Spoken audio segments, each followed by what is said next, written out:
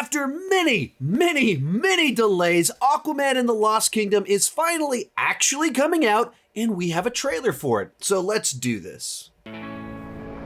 4 years ago, I was basically unemployed. A wanderer with no home. But now, I'm a husband and a father. And I wouldn't have it any other way.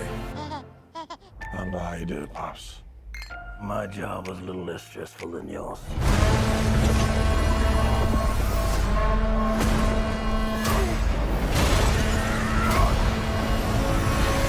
Oh yeah, I finally got a job. I'm the King of Atlantis. 500 million people from every known species in the sea call this place home. But that doesn't mean they all like me. I'm gonna kill Aquaman and destroy everything he holds dear. I'm gonna murder his family and burn his kingdom to ash. He must be stopped, or a global meltdown is imminent. I think I know someone that might be able to help us. Ooh, you look rough. Good job, little brother. High five. Do not call me brother. I cannot believe you let this happen. Yeah, well, I hate this job. True king builds bridges, right?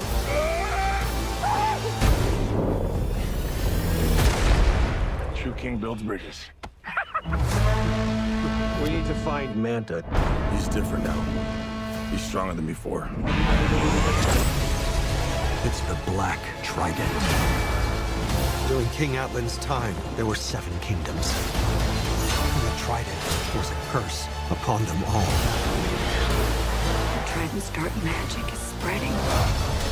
He means to end the bloodline.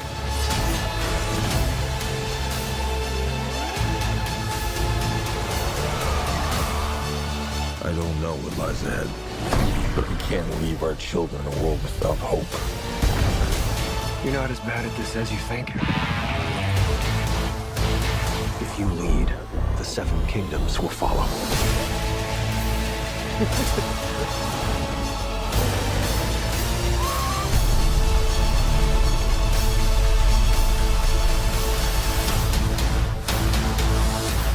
There it is. Oh, and I can buy some comics.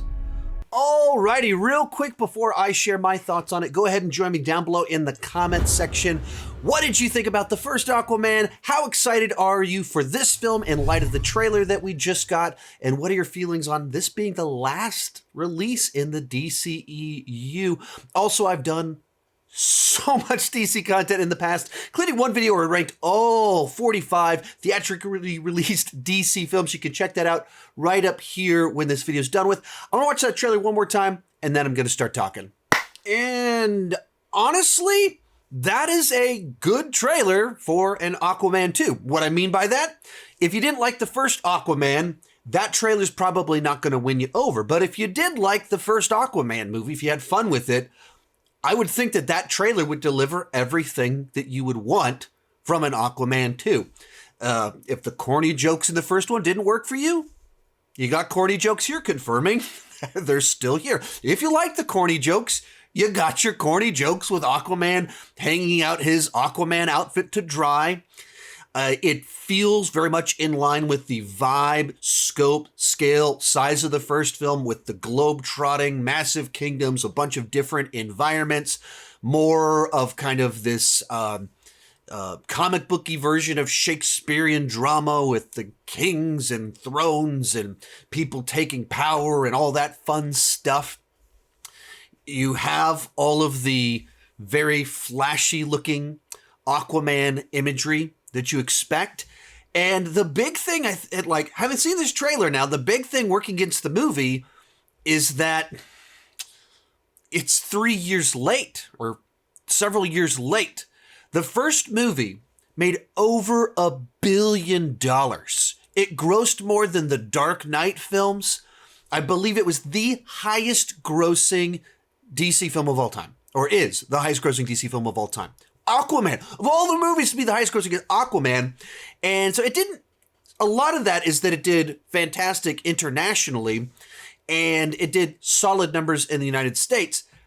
But then instead of releasing this movie back when there was still some of that momentum there, they waited 5 years, in which case they've already decided they're not continuing with the DCEU. This movie was not written and filmed to be the final film of the DCEU, in which case we all know that this thing's ending. They've had a series of lackluster releases. So all the excitement for this is just kind of dwindled. Put out this trailer back, it's tough to say, call it 2021. Put it out 2 years ago. Put this movie out, this trailer out, while there's still some of that early excitement, memories are fresher in the mind. And I imagine people's response to it would be very differently. At the moment, it just feels like too little too late. Like, all right, why are we still doing this one out? Just throw it on HBO Max. Like, why are we even putting this in theaters? Because it just feels like we're ready to move on to the next thing.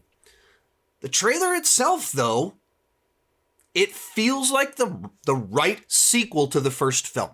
So the people that like the first film, this feels like that continuation. The villain, or a side villain in the first film, is now elevated to the main villain, who has a much more personal and much more villainous scheme than necessarily what Ocean Master was up to. Ocean Master realizing that he does care deeply about Atlantis, and therefore, if there's an outside threat, then he can pretty quickly become the anti-hero, joining up to try and stop that from happening. So you're going to get that bromance between the two of them. So it feels like a proper follow-up with relics, the mythology, epicness. I put out videos within the last few weeks about how I'm not really all that excited about this film. This trailer did its job and made me more excited for this film. Made me go, okay, yeah, oh. I had fun with the first Aquaman, and this looks like it's going to deliver more of that fun. One more thing I got to mention in here. I've talked to 3 people that saw this movie at test screenings. 2 of them are people that I know personally. One of them is someone that watches my channel that DM'd me after one of my mini videos about future DC things. None of them said the movie was bad. None of them said it was fantastic. None of them were just like glowing, using the classic line, best DC movie since The Dark Knight. No one was anything like that, but also none of them said it was bad. And in particular, there were like headlines that came out about 6 months lack, that the test screenings are a disaster, that the reaction isn't good to the film. 3 different people I've talked to. 2 of them I know them well. None of them said that was the case.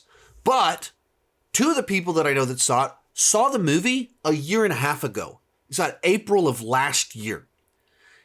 That's how long they've been test screening this movie. That's how long they've had a cut of this movie. A year and a half.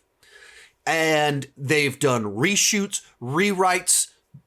Michael Keaton was in it. He was out. Ben Affleck was in it. He's out. So they had multiple Batman. They keep reworking the film.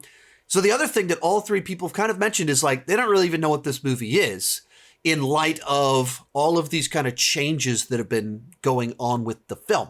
I believe all of them also use kind of language of, yeah, there's certain things about it that are better than the first movie, that there's certain plot points that they really dug.